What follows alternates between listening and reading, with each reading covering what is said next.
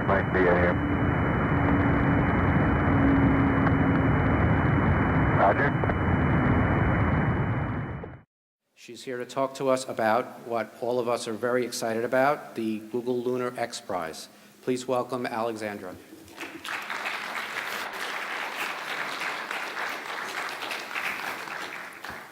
Good morning, everyone. Gosh, Jim's a hard act to follow. I was sitting there loving every minute of his insight into history and where we are and thinking, I'm not sure I can follow that, but I'll try. So thanks very much for the introduction, and it is great to be here. It's always good to get a good space fix. I think sometimes we're kind of down in our jobs and we forget the bigger picture and why we're doing this, and we need people like Jim and Rick and others to kind of get back into our hearts and remind us what we're doing. And speaking of that, I joined the Google Lunar XPRIZE actually just under a year ago. And I'd been following the Google Lunar XPRIZE since it launched in 2007, just as I followed the Ansari XPRIZE for many years and was thrilled and excited in 2004 when that was won. And I'd been watching from afar. I'm a space girl at heart, but I'd had a bit of an altitude adjustment. I can talk about that. And I had watched as my predecessor, Will Pomerantz, had gone to pastures new at Virgin Galactic and been wondering, well, what were they going to do in terms of who was going to step up and continue to move this innovative prize forward. It's an extremely challenging prize, and I could see that there were a lot of challenges ahead. And as the months went by, and they seemed to be struggling to find somebody, many of you are aware, things weren't very pretty in the blogosphere about the Google Lunar XPRIZE last July. There was a lot of whining, bitching, moaning, all kinds of stuff going on.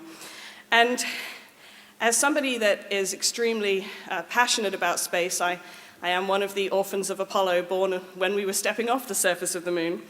I really felt I just couldn't stand by and watch as something that was so visionary and had already inspired years of investment and enthusiasm and technology development was kind of struggling to find its way. I mean, you think the moon's pretty obvious, you know, it's there, that's where you're going, but actually the paths to get there and what needs to be done to increase the likelihood of success is not actually that obvious. So I was in a position where I could move from what I was doing and take on this task of making sure that we get every opportunity possible to make the Google Lunar XPRIZE a success. And I guess I'm one of those people, I would call myself a realistic evangelist. I really enjoy getting people inspired. I love getting out there and talking about what's great about space. But deep down, I actually know most of the time what it's going to take to get something done. I see a lot of people that talk about big ideas, big things in space, and I often sit there in the audience and think, yeah, but do you really know what it's going to take to get this done?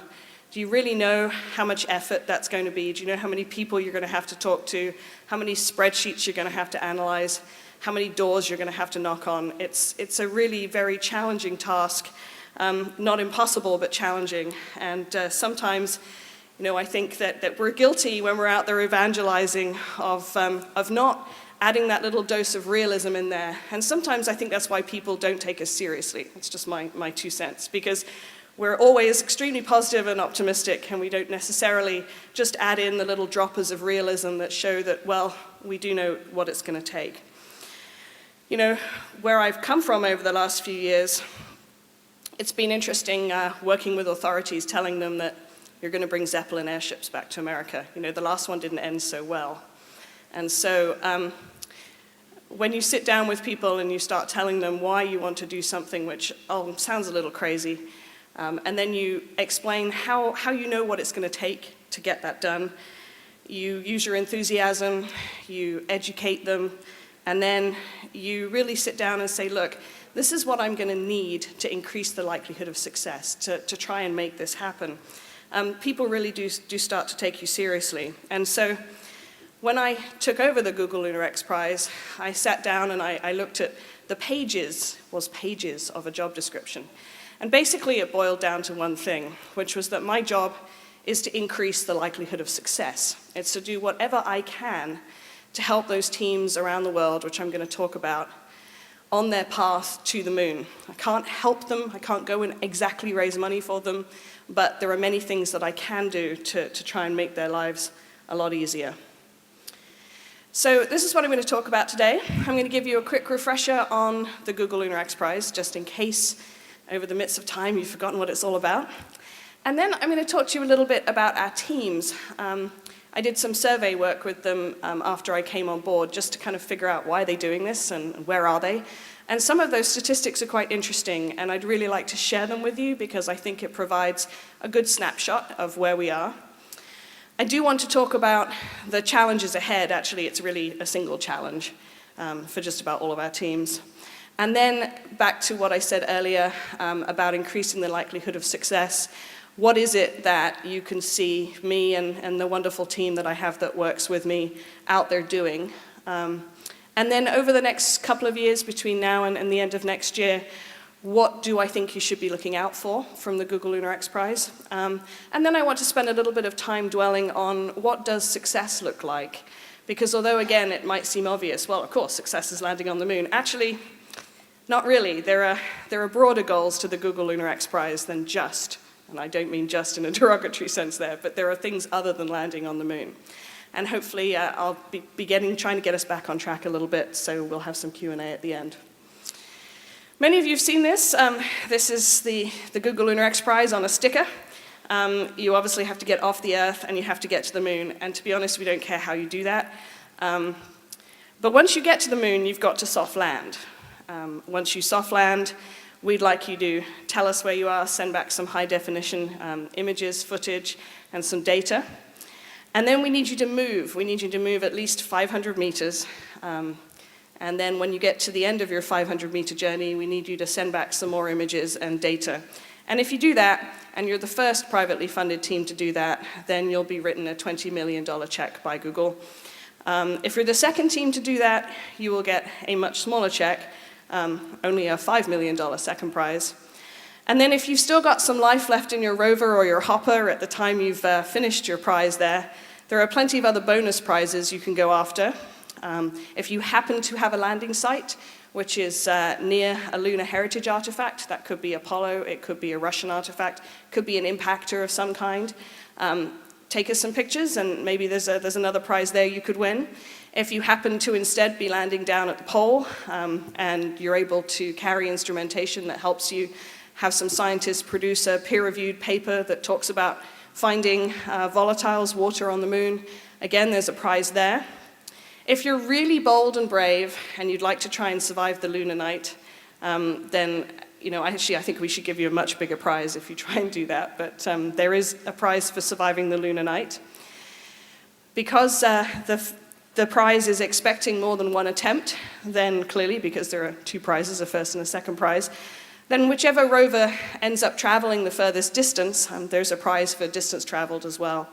And then finally, we have a prize that doesn't depend on you landing on the moon at all, which speaks to the broader goals of the Google Lunar XPRIZE. And this is a prize that can be awarded to the team that demonstrates the broadest efforts in diversity in their education and outreach in getting people engaged in the story of space. As you all know, it is called the Google Lunar XPRIZE because Google are putting up the prize purse, and Google have contracted with the XPRIZE Foundation to operate the prize on their behalf, and I work for the XPRIZE Foundation. So beyond getting to the moon, there are broader objectives for the Google Lunar XPRIZE. A very important objective is the educational objective. It is taking the inspirational value of returning to the moon, and we've heard people talking today about how excited people were getting with Dragon going to the International Space Station. Jim earlier referring to Dennis Tito and obviously the other space tourists. How to use that inspirational value of engineers and scientists just going out there and trying to achieve something to generate a much bigger interest in students in science, technology, engineering, and math. And that is a very big goal of the Google Lunar XPRIZE, is to really try and stimulate that, use that power of space. The other goal is actually to stimulate the new space economy. And you might be looking at this going, why is Google involved? Well, both of these two actually are very, very important to Google, but particularly the second one. If you think about it, they invest in things like self-driving cars, clean energy, things that ostensibly have nothing to do with their core business, but they're doing it because these are areas that they believe need to be invested in order to help humanity as a whole move forward. And the space economy is one of those areas. And so by creating the Google Lunar XPRIZE, the goal is to try and convene markets around the potential for economies that are based around exploring the moon, getting into space, lower cost. I mean, that's a preaching to the choir thing. We all know about that. But it is interesting that it is one of the key stated goals of the Google Lunar XPRIZE. And therefore, when I come back to talk about our measures of success, I'll be able to let you know that actually we've already had quite a bit of success in meeting some of these goals. Of course, the other key thing about the Google Lunar XPRIZE is it's also aiming, just as Dragon going to the ISS is doing, and just as Ansari did back in 2004, it's aiming to try and change the conversation, to make space less about, and I love this, Jim, about pyramids and cathedrals, that's fantastic, but more about just being an extension of the economy, something that you don't need millions and millions of dollars to do.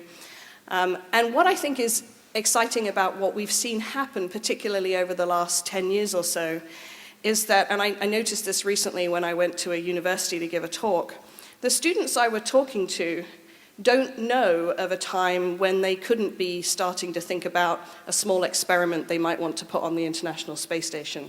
20 years ago when I was at university, that wasn't an option. Maybe if I'd got lucky, I might have been able to put something on a sounding rocket in a master's experiment or something. But just the concept that even high school children can now be thinking up experiments and for a few tens of thousands of dollars getting something to go and fly in space is truly amazing. When you stop and think about it, we're all starting to take it for granted. Don't take it for granted, that's a big step. Because those students are the future innovators and business leaders of tomorrow. And they're growing up with their cell phones and all the other technology, but also growing up with space being a real part of their lives, which I think is kind of what we're all trying to achieve here. So in some measures, we're already getting there. We're already making that impact. So, to talk a little bit about our teams, we have 26 teams currently registered and competing for the Google Lunar XPRIZE. And these are teams that are comprised of engineers mainly, with scientists and fundraisers, marketing people, others associated with them. But they've come together to solve the technological challenge of landing on the lunar surface and performing the requirements of the Google Lunar XPRIZE. And the reason that I take a moment to explain that is because the vast majority of exploration of the bodies in the solar system has been driven not by the engineers, but by the science. It's been driven by the need for us to go and find out something specific, and therefore the requirements that the scientists put in place are what drives, along with all the other physical characteristics, the problems that the engineers have to solve. In this case, you have groups of engineers. In some cases, they're not space scientists or space engineers, coming together to think about how to solve the problem that the Google Lunar XPRIZE has put in front of them. And they're not constrained by needing to have things that have been done before, needing to have something that won't fail, needing to have something that will meet specific science objectives. Their constraints are merely the technological ones laid out by the prize. And so it's not surprising that we have this amazing diversity of ideas. Some of them you look at and you're thinking, I can see a reason why that might not work, but some of them you look at and you think, wow, that's just brilliant. That's a very clever idea. It would never work if you needed to put this detector on it or that detector on it, but you don't need to, so you could do it differently. So we have very differing designs for how people might land and move around the lunar surface, and I'm very excited to see what comes out of this over the next few years. So about those teams, I came on board and I figured I needed to get to know them. So I asked them a number of questions. The first question I asked is, why are you doing this why are you really mad enough to try and step up and do this? And obviously they all said, because we want to win the prize. Actually, they didn't all say that, I'll come to that. But the majority of them said they wanted to win the prize. But a large majority of them were talking about using this prize to move space exploration forward. And that came in a number of different forms, depending on where they were in the world. So there are some of my teams that are from countries that have very, very little going on in the way of space exploration, not even at the government level. Some of them barely even have policies that would allow a private space company to form. And so we have groups of visionaries in these teams around the world, some of whom are involved with the Google Lunar XPRIZE because they saw it as the way to open the conversation and start the conversation in their country, to start moving this forward. And here we are talking about, the other end of the spectrum, how we tweak policies and how we move it. There are folks out there that want to get things done that haven't even got the infrastructure in place to start this. And so they're realistic. They're not necessarily out there to win the Google Lunar XPRIZE. They want to hang on to its coattails, and they want to be part of it to raise the profile and move the space exploration business forward. Obviously, in the US, the motivation is still the same, just dealing with a different infrastructure. For a little more than half of the teams, these involved individuals who already had started thinking about the next step, going beyond low Earth orbit and figuring out how we start putting in place the infrastructure to be able to use the resources available to us on other worlds. And so for them, the Google Lunar XPRIZE was kind of the excuse to start the business. Well, we wanted to do this anyway, and if we're successful, then we'll get 20 million of our costs offset by it. So that seems like a good deal. We may as well try and look at this right now. So that was interesting to find that. As I said before, I have a certain number of teams that are from specific countries, and a very strong motivation for those teams is to land something from their country on the moon. It's a very patriotic thing to do, and it's a key piece of their fundraising effort. And again, that's what works for them. I think that's pretty exciting. I also thought it was interesting that a third of the teams, Riley commented that they thought it was a good idea at the time. Whether or not they're still completely in that mood is to be determined. So I know you hear a lot about the 26 teams. I know that you don't hear a lot about the realism, what's actually going on here. And I wanted to share some of these statistics with you, and I wanted to encourage you not to read them and get depressed, because we're still a ways away. So just under half of my teams are currently very much struggling to get the funding that they need. But again, to put this in perspective, there were actually 26 teams involved in the Ansari XPRIZE. And by the time Bert Rutan got there were only a few that were still left and still working. So we can come to that later. But this is not a statistic that concerns me. It is definitely an uphill battle raising the money. But we do have several teams that are very confident and actually have secured substantial, by substantial I mean, to enable them to do significant things in terms of their funding. So we have horses in the race. And we have lots of other horses that, if they could just get some backing, would definitely be further along in the race. But as I was talking to the teams, there is a realism, and it's why I titled this presentation, Make or Break for the Google Lunar XPRIZE over the next 2 years. We do have a significant number of teams, just over a third at the moment, that have expressed to me that if they aren't able to secure some significant, substantial funding during this year, then they will either attempt to merge with other teams or they will abandon their attempt. And this is really just pragmatism. The end date for the prize is December 31st, 2015. And so if you work back from what you know about how long it takes to get on a launch manifest, allow some time for scrubs, if you're doing a ride share, your prime might move, blah, blah, blah. If you're not at the point by the end of this year where you're substantially far along in both your spacecraft and your launch contract negotiations, you're probably not going to be making an attempt before the end of 2015. Maybe, but time is starting to run out at that point. And so we do have a number of teams that are pretty realistic, and they've kind of figured out whereabouts in their development they're going to cut and say, we're not going to be able to do it now. So let's figure out what we can do with what we've achieved so far. In terms of getting there, the teams have a wide variety of approaches. I have 3 teams that are actually ambitious enough to be building their own launch vehicles. We have a big chunk of teams that are looking to share rides. They're either substantially down the road of negotiating that, they're talking to each other about sharing rides, they're talking to potential primes about piggybacking on other launches. That in itself comes with a lot of challenges, which I'll talk about in a minute, but that is seeming to be one of the ways that teams are looking to get to the moon, is to get off the Earth by piggybacking on somebody else.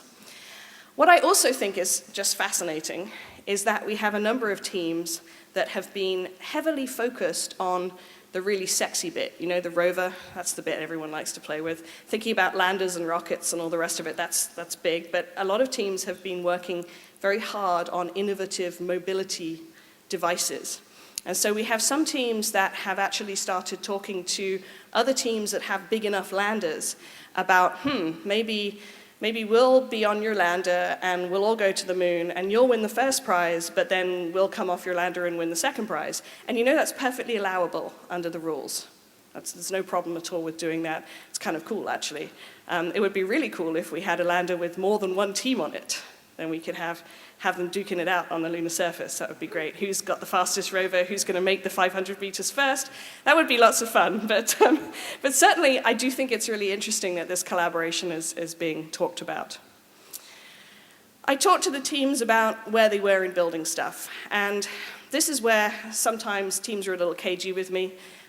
Some of them tell me they're further ahead, and I'm thinking, you're not there yet. I know you're not.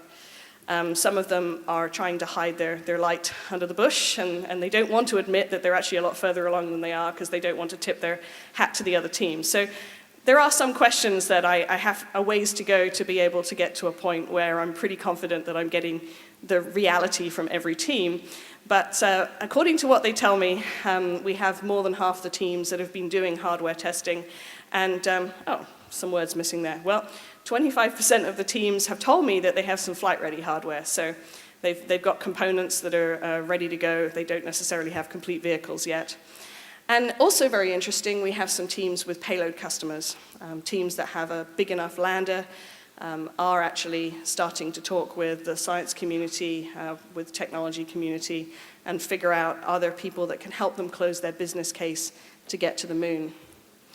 One of the areas that does need some work, though, is with the teams in terms of identifying facilities. This is primarily for things like the communication once they launch to the moon and land on the moon, but also in terms of testing and qualifying their hardware. So that's definitely an area that, as teams continue to move forward, I expect that percentage to rise of the number of teams that have figured out the different people and the different companies they need to be working with to get their stuff ready to go. So being a realist, I also talk to the teams about, well, I know you think you're going to win, although some of you don't, but I know you'd like to think you're going to win, but what would happen if another team has a launch date, lands on the lunar surface, and wins the $20 million prize? And 82% of the teams, it's almost all the teams, said, we'll keep going. And I was initially quite surprised at that, because the second prize really isn't that much money compared to the first prize. But as the teams have explained to me, by that time they've invested a lot of time and energy into this. And for the serious teams that are building business cases around this, they still have a business case. They still need to get to the moon to prove that. And so, it would be annoying and it would be a disappointment. But they would actually be very excited that a team had managed to do it, because it would help strengthen their case for being able to perhaps close that final piece of funding, get those final customers on board. Just as we saw after the Ansari XPRIZE was won, that then there was a subsequent investment in a number of suborbital entities, because the Ansari XPRIZE, because Burt Rutan's Spaceship One winning it, had given it a level of credibility, had given it this is a new frontier, we can do something about that. And teams are recognizing that.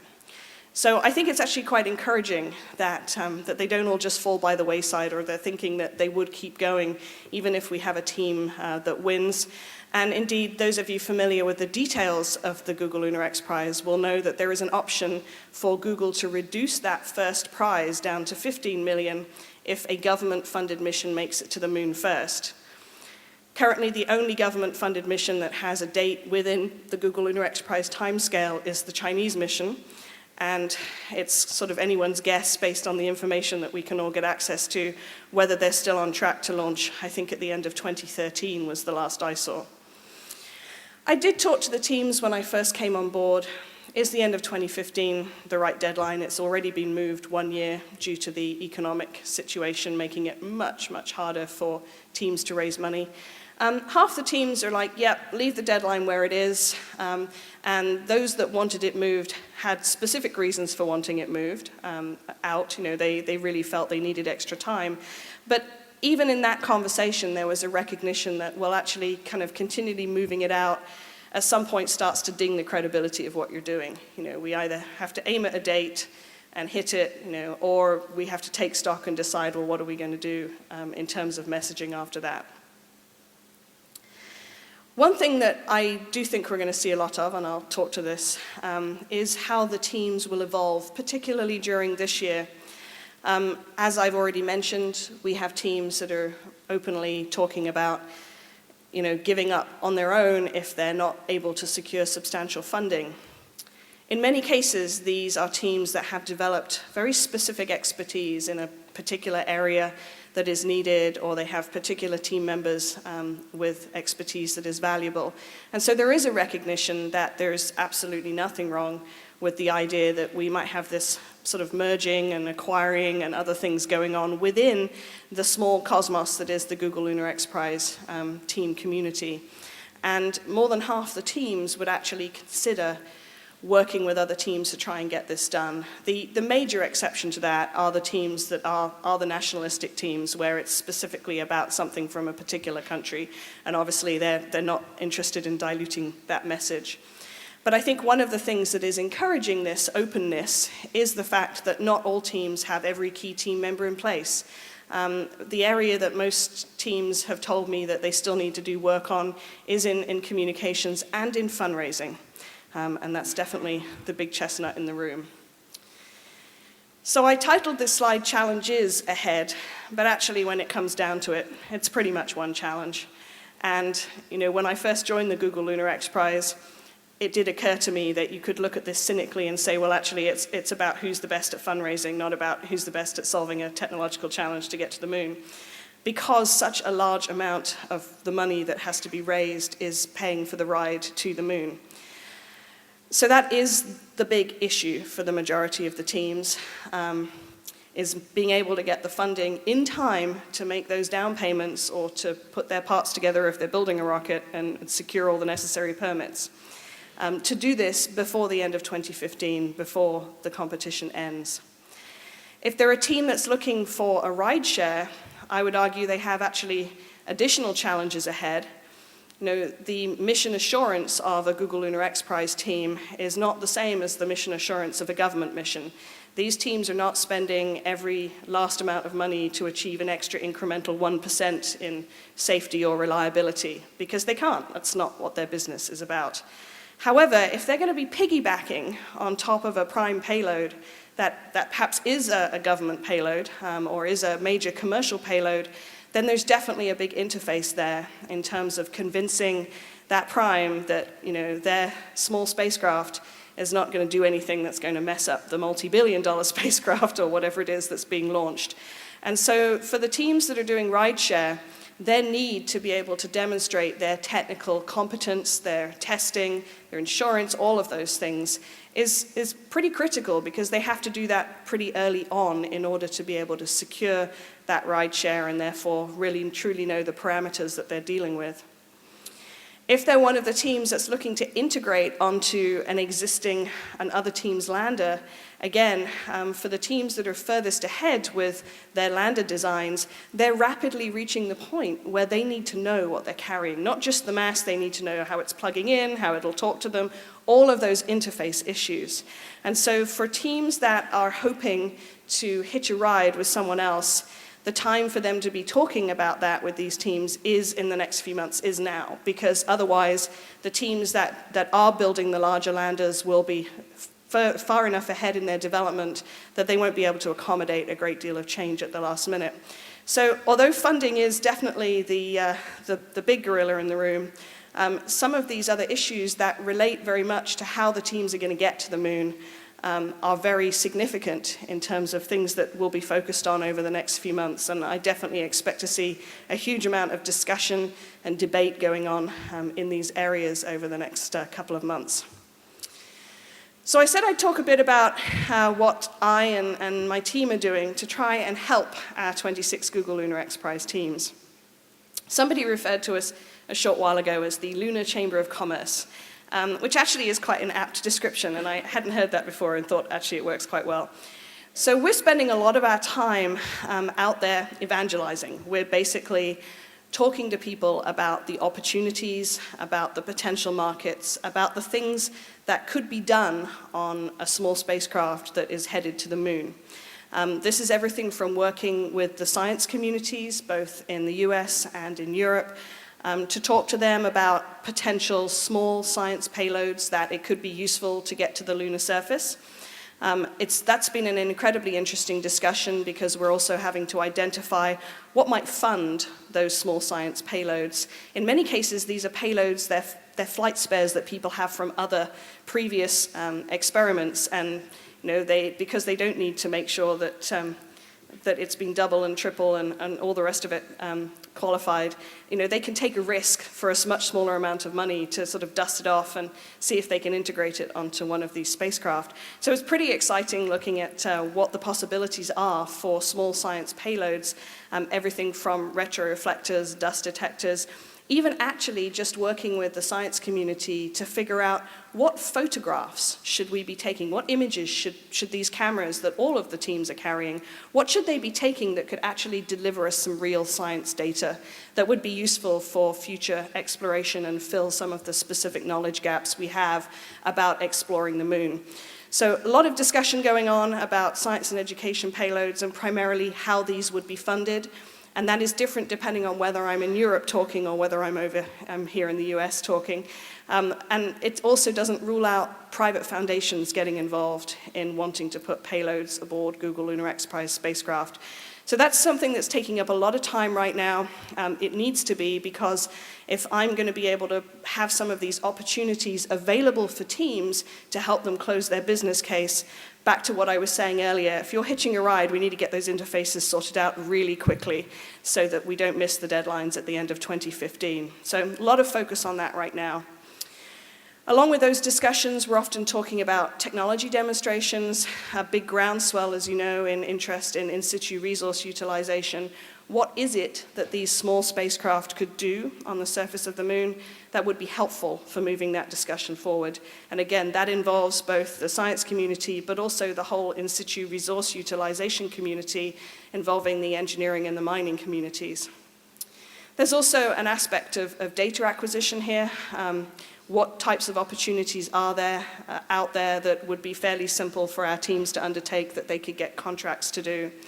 And then in terms of supporting all of that for teams and helping them build their cases, we already a couple of years ago funded a number of studies and surveys to assess the markets, but here we are a couple of years later and we need to redo those. So that's something that will be coming up later this year, is taking another look at what's the potential business of doing things on the lunar surface, what are the various business areas and what are they worth?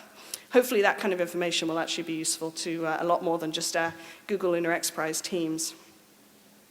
We're also spending quite a lot of time out there talking about the Google Lunar XPRIZE and what it can achieve, particularly with the different space agencies, and again, kind of encouraging opportunities for collaboration. what I would like to see is that we have a number of calls, a number of opportunities out there that teams can take advantage of that will help them, raise their money and close their case to get to the moon. We spend a reasonable amount of time talking with services and suppliers that are interested in getting involved with the Google Lunar XPRIZE. We already have a number of preferred partners aboard that are interested in extending favorable terms to help these teams get to the moon.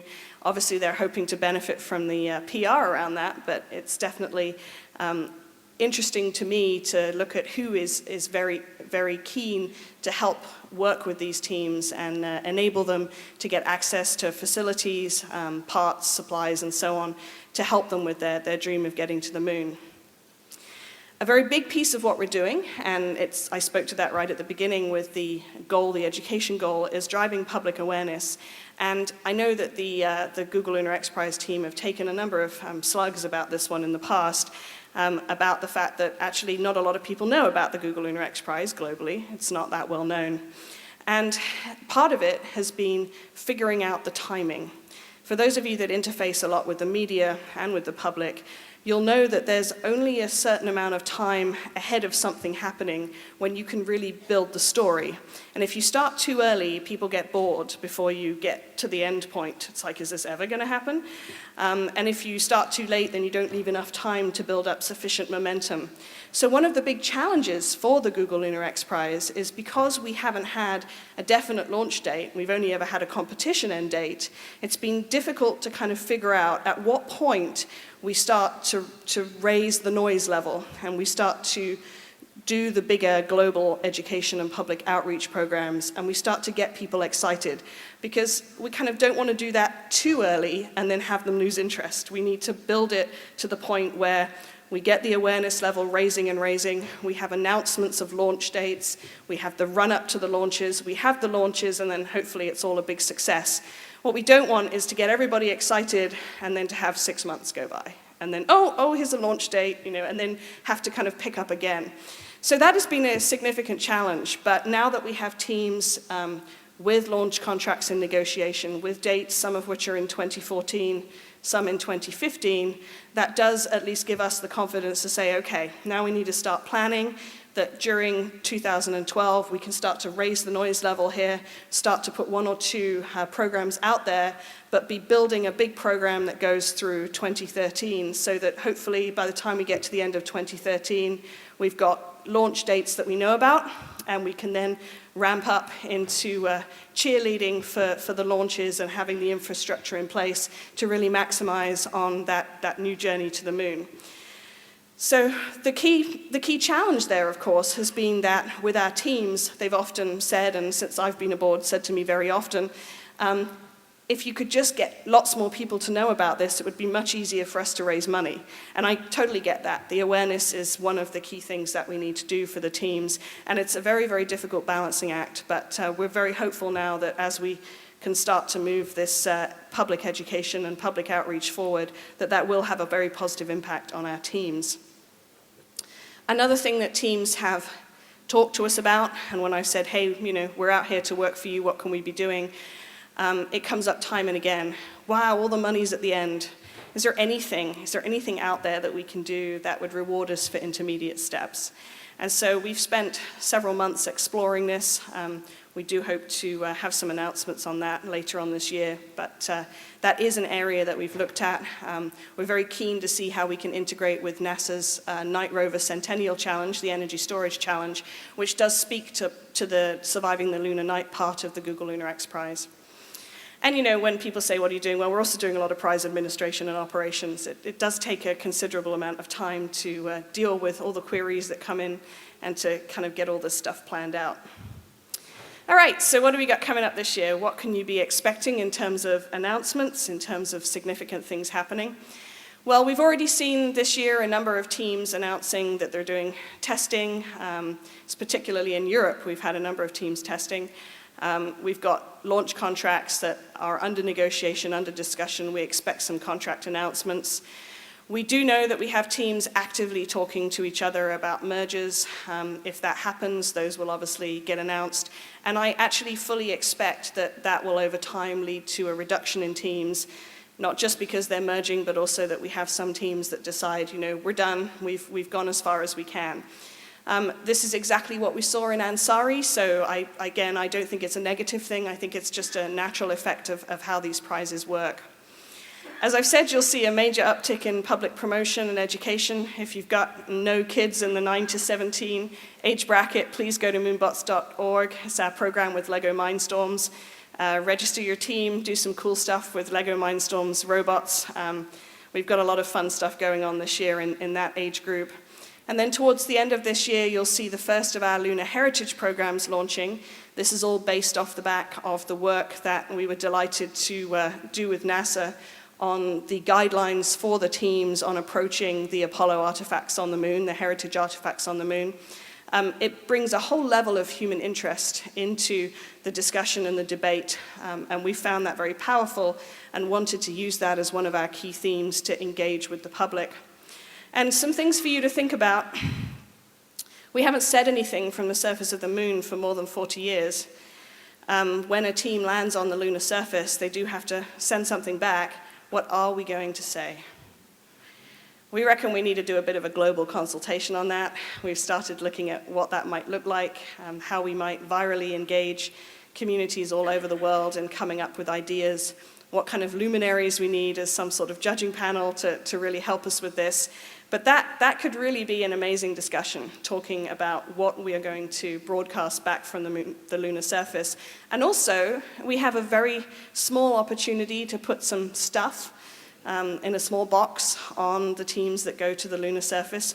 What should we put in the box? You can imagine in 20 years' time an astronaut walking up to this little old spacecraft sitting on the moon with a wrench and taking a look and seeing what's in the box. What should be in the box? So you'll see those types of competitions and engagements coming up from us later this year and into next year. You'll also see us getting far more involved with existing global activities like International Observe the Moon Night. And really what we're trying to do here is to strongly address the sort of so what and who cares.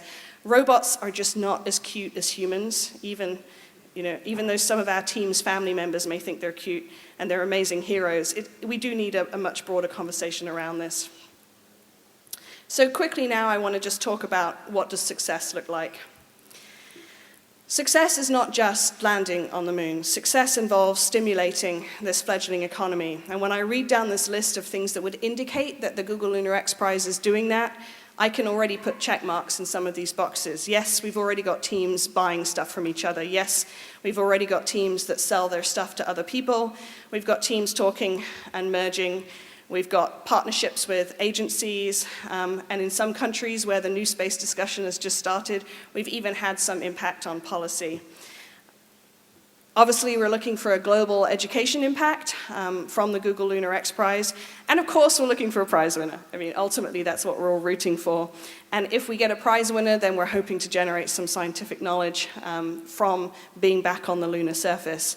But for me, it will be particularly important that after the Google Lunar XPRIZE is won, that we go back to the moon. That's either the same team or it's more teams, but that we continue to evolve that technology. So what I wanted to conclude with is that although nobody yet has landed on the moon, we're doing good. Definitely we have horses in the race, and we're already achieving some successes when we look at our goals and objectives. This year is going to be a very interesting year. It's the first of the 2 shake-up years when reality hits and teams really figure out whether they need to move forward or decide that they've gone as far as they can go.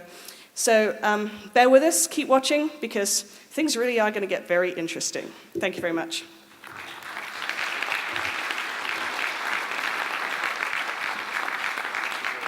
We have something for you.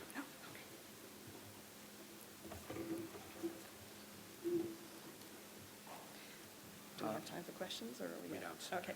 Okay, Alexandra, thank you so much for your speech. I'm sorry we didn't have time for questioning. We're running a little bit late. But like Jim Muncie, we want to present you with this token of our appreciation. That's great. Thank you very much. Thank you. Thanks. I'll be outside if anyone has questions. Love to talk to you. Thank you. This might be AM. Roger.